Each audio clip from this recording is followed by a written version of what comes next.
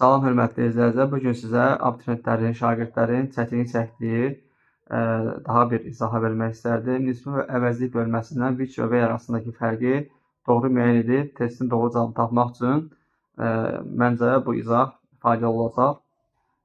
Cümləmizin ilk cümləmizə baxaq. Birinci cümləmizdə Paris is a city where a lot of tourists live.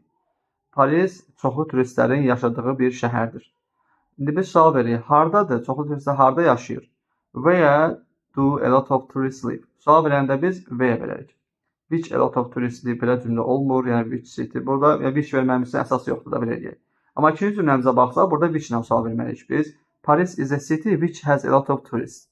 Which city has a lot of tourists? Hansı şəhərin çoxlu turistləri var? Parisin. Burada isə which verdik. Sual verməklə də cümlədə where və which arasında fərqi tapa bildik.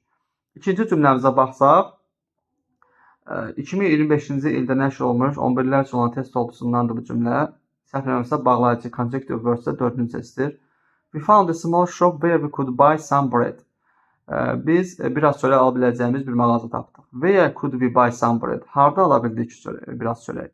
Bəli, burada in a small shop və yaxud da tam cümlə formasında da cavab verə bilərik. İkinci cümləmizə baxaq. We found a small shop which has a lot of sections.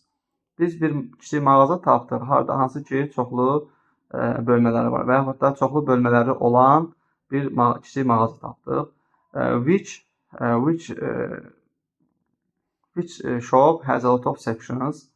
Which small shop və yaxud da has a lot of sections. Bəli, burada which-lə sual veririk. Gördüyünüz kimi burada nisbə əvəzi olaraq da which qeyd etdik. Bu izahlardan yararlanaraq testlərinizi doğru düzgün işləyə bilərsiniz. Çox sağ olun.